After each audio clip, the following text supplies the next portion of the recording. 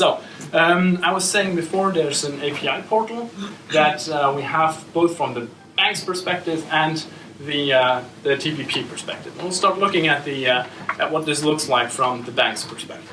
So this is a portal where banks can publish APIs. So in this case, we have created APIs both for open banking, Bowling Group, and STET. And the people in the front rows will see that STET has been published and the other ones have not been published yet. So that means that those APIs are available to be used, but TPPs will only see the STET ones for now. There's two versions of STET, which is 1.3 and 1.4. As I said earlier, they issue new versions of these specifications every few months, and which requires these specifications and these APIs to be updated in this portal. This is something that we'll do for you. Right, so we'll look a little closer into the STET 1.4 API. So we'll see the TPPs that have subscribed to this API, so we'll see the statistics on this, how many calls they have made on this API down here, across that version or on a specific version. Then we're going to look at particular analytics, which goes a lot more into detail about this. So I'm not going to describe all the different options that are available, but we're going to look at API usage first. So in this case, we only have STET, which we have 2 subscribers. The other ones are not available on the public portal yet, so we'll see that only STET is being used. And we can see which APIs exactly are used in this. So if this is account information, if it's funds confirmation, payment requests, etc. Then there's requirements from in the RTS that require you to have KPIs on the delivery of these APIs, meaning the availability of these APIs, the latency, the response times, etc., because they need to be compliant with what you provide currently in your web banking interface. So we'll see a complete overview of the response times. So this is the test that I did yesterday afternoon when I recorded this video. So you'll see that in there we have a latency of 95 milliseconds for API calls, which should be perfectly in line with the KPIs that we have defined beforehand. So this is just a small overview of the functionality that a bank will have in that portal. Now, what does this look like from the TPP's point of view? So he's connected to the same portal, and he will see, in this case, the published APIs, which are STET 1.3 and 1.4. There's possibility to deprecate APIs as well, so to prevent new TPPs to use 1.3 and to sort of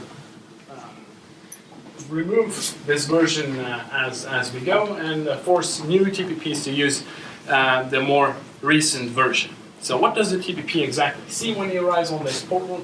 Well, we've talked about documentation and sandbox testing. So the TPP will then click on this on the version of the API that he wants to use, and it will have access to all the different endpoints in this API that are available. Now, if you're a tech guy, you understand what this means, or if you're an application, you also understand what this means. In this case, we'll make a little test in a sandbox environment to get accounts. You'll see a number of documentation information over here, and down here, a list of all the parameters that has to be sent to this particular endpoint to make a call. This is the authentication token that we need to authenticate in the sandbox environment. We'll put some fake data for the signature and the request because it's compulsory information, and then we execute the call. Woo. Something happens, and if you're a developer, you understand what this means. This is actually the binary data that is being sent back from the bank with the account information. It's both human readable with a little bit of practice, but it's supposed to be machine readable, so the developer's application will be able to interpret this information and present it in a way in his application that is understandable for the user. Like I said, it's a little bit technical, but unfortunately it's hard to get away from this. Right, so this is, in a few words, what the TPP will see. I was talking earlier about business intelligence and statistics that are very important for the banks to see what this is really about, who's using these APIs, and what exactly is happening on these APIs. So here we'll see a dashboard. It's a typical dashboard for payment payment initiation services. See the number of TPPs that are connected, the number of payments that have been done, the volumes, etc. The distribution of which TPPs have used this. There's a way of filtering your interface to just display the information for specific TPPs, and you'll see the evolution over the few months. Then there's more specific filtering information over here. You'll see how many distinct of your users have used particular TPPs. This will help you identify which of your customers are likely to move away to maybe a competitor who might be a TPP that's offering a service to your clients. And again, here there's the possibility to, let's say if the TPP here is one of your competitors, you can filter for this TPP and then get a list of all the clients' names that are actually using your competitor to access account information. Or in this case, to do payment initiation. And the evolution over time on the bottom. Right, so this is for payment initiation. We'll have the same thing for account information. We'll see the number of TPPs again and the number of requests that have been made. You're able to filter again over here for specific TPPs and see the status of their requests to do some further analysis. But this is really from a very top level view, the business analysis of this application. So the details over here again, it's fairly similar to what we've seen before for payment initiation. And this is a little goodie. You'll see the geographical location of the TPPs, where they're coming from, and this will get you an idea of who your potential competitors are. Right, that was it for the demo. Concretely, so how is this going to go down? How can we concretely help you with setting up this project?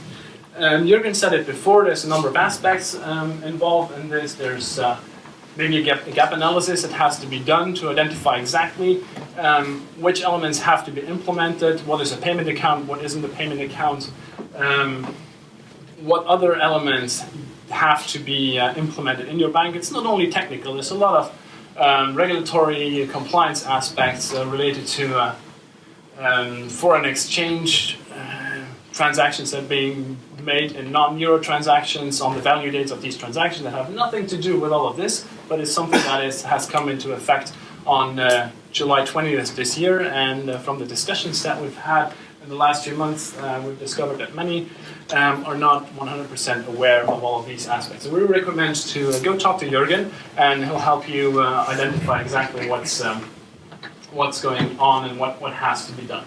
Then Finologee, we're there to provide an applicative technical solution to this. We've partnered with Clearstream Services. We have representatives sitting in the front row of Clearstream if you want to talk to them. They're responsible for both hosting and operations of the platform. They have decades-long experience in operating critical core banking systems on their infrastructure. So we trust them very well that with this application that it will be run according to the rules of this sector. And then obviously once you've covered the pure compliance aspects, you might want to look a little step further into what are the opportunities, what can you do as a bank to maybe consume those services, to expose other APIs, and that is what Sebastian from Figo will be talking about in a few minutes, on how to take this whole effort that you've made to actually the next level. There's unfortunately a little implementation phase that has to be done. It's almost out of the box, but not completely, so we'll have to go through the classical workflow of talking to each other, doing some technical workshops, see exactly how interaction can be made between the Finologee platform and the bank's platform for data connections and for SCA. There's a bunch of testing that is involved in this, like we've heard before. This is a very critical part of the implementation, and then obviously going into production by September 2019. And while I'm at it, when September 2019 comes, we're all done with the compliance and we're all happy. And then next thing starts. I'm going to throw another chart at you. This is what happens after compliance, right? There's a lot of effort that has been done to expose these APIs, but it doesn't stop there. And we have PSD2, that PSD3 is obviously going to come around in some years, and many of the banks have taken the opportunity to take a step ahead and look of what exactly they can do in terms of service exposure, but also service consumption. We at Finologee, we have built a fintech acceleration platform, which is in which PSD2 is actually a very small part. It's about exposing APIs and consuming APIs. There's a lot of boilerplate functionality around this on how to manage APIs, how to monetize APIs, how to aggregate APIs, and there's all these services are included in this acceleration platform, and this will allow banks to not only expose APIs that are in the scope of PSD2, but other APIs as well. We've been talking to a lot of non-retail banks that are more in private banking or asset management. They're very interested in going beyond the scope of PSD2, exposing APIs related to their core business, and this is what this platform will allow. Both expose APIs and consume APIs of our other partners that are in there. So you see some other fintechs from the Luxembourg market are there. What we haven't put in there is there's Deutsche Börse Group, who is also very keen on exposing some APIs that they're using internally. So all of this is appearing in there that you can reuse to build your own applications or expose APIs for developers to consume your services and provide top-notch services in the API economy. Right. Thank you very much for listening to me. Are there any questions?